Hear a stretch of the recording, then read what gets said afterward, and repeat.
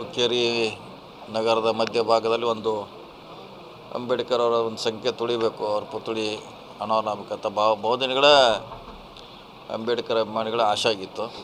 ಇವತ್ತೆಲ್ಲರ ಸಹಕಾರದಿಂದ ನೆರವೇರ್ತಾ ಇದೆ.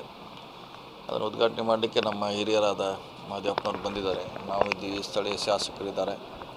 ಸೊ ಒಟ್ಟಾಗಿ ಎಲ್ಲರ ಸಮ್ಮುಖದಲ್ಲಿ ಇವತ್ತು ಅದನ್ನು ಉದ್ಘಾಟನೆ ಮಾಡಿ ಬಹುದಿನಗಳ ಬೇಡಿಕೆಯನ್ನು ಈಡೇರಿಸುವಂಥ ಕಾರ್ಯಕ್ರಮ ಇವತ್ತು ಜರುಗ್ತಾ ಇದೆ.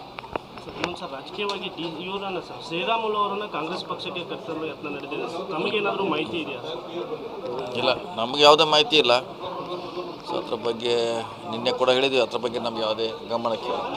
ಡಿ ಕೆ ಶಿ ಅವರನ್ನು ಸಂಪರ್ಕ ಮಾಡ್ತಾ ಇದ್ದಾರೆ. ಅವರು ಸತತವಾಗಿ ಶ್ರೀರಾಮುಲು ಅವರು ಡಿ ಕೆ ಶಿ ಅವ್ರ ಜೊತೆ ಸಂಪರ್ಕದಲ್ಲಿದ್ದಾರೆ.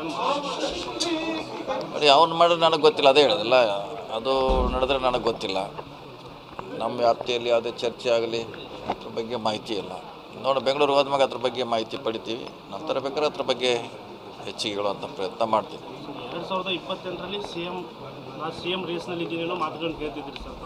ಈಗ ಪಕ್ಷವನ್ನು ಅಧಿಕಾರಕ್ಕೆ ತರೋ ಮಾತುಗಳನ್ನು ಮಾತಾಡ್ತೀವಿ. ಎಲ್ಲೋ ಸತೀಶ್ ಜಾರಕಿಹೊಳಿ ಅವರ ನಿಲುವಿನಲ್ಲಿ ಬದಲಾಯಿತು ಹೆಂಗೆ ಸರ್? ಇವಾಗ ಪಕ್ಷವನ್ನು ಅಧಿಕಾರಕ್ಕೆ ಮಾತ್ರ ಹೌದು, ಅಧಿಕಾರ ತರ್ತೀವಿ, ಕ್ಲೇಮ್ ಮಾಡ್ತೀವಿ ಅಂತೇಳಿ ಅವ್ರು. ಈಗೇನು ನಮ್ಮ ಸ್ಟ್ಯಾಂಡ್ನಲ್ಲಿ ಏನು ಬದಲಾವಣೆ ಇಲ್ಲ. ಅಧಿಕಾರ ತರೋದು ಎಲ್ಲರ ಜವಾಬ್ದಾರಿ, ಸಿ ಎಮ್ ಕ್ಲೇಮ್ ಮಾಡೋದು ಎಲ್ಲರ ಜವಾಬ್ದಾರಿ. ನಾವು ಕ್ಲೇಮ್ ಮಾಡ್ತೀವಿ ಅಂತೇಳಿ ಅಭ್ಯರ್ಥಿ ಅಂತ ಹೇಳಿದ್ವಿ, ಸಿ ಎಮ್ ಆಗ್ತೀವಿ ಅಂತೇಳಿಲ್ಲ. ಎಲ್ಲರ ಜೊತೆ ನಾವು ಕೂಡ ಕ್ಲೇಮ್ ಮಾಡ್ತೀವಿ ಅಂತೇಳಿದ್ವಿ ಅಷ್ಟೇ. ಅದನ್ನು ಮಾಡುವಂಥ ಬಿಡುವಂಥದ್ದು ಅದು ಹೈಕಮಾಂಡಿಗೆ ಬಿಟ್ಟಂಥ ವಿಚಾರ. ಸರ್ಕಾರವನ್ನು ತರಲಿಕ್ಕೆ ಎಲ್ಲರದ್ದು ಪಾತ್ರ ಇದ್ದೇ ಇದೆ. ಅದರಲ್ಲಿ ನಾನು ಕೂಡ ಒಬ್ಬ ಭಾಗಿದಾರಿ, ಪಾಲ್ದಾರ ಅಷ್ಟೇ. ಡಿ ಕೆ ಶಿ ಅವರಿಗೆ ತಮಗೆ ಸಾಕಷ್ಟು ಮುನಿಸಿದೆ ಅನ್ನೋ ಮಾತುಗಳು, ಸಾಕಷ್ಟು ಚರ್ಚೆಗಳಾಗ್ತಿಲ್ಲ.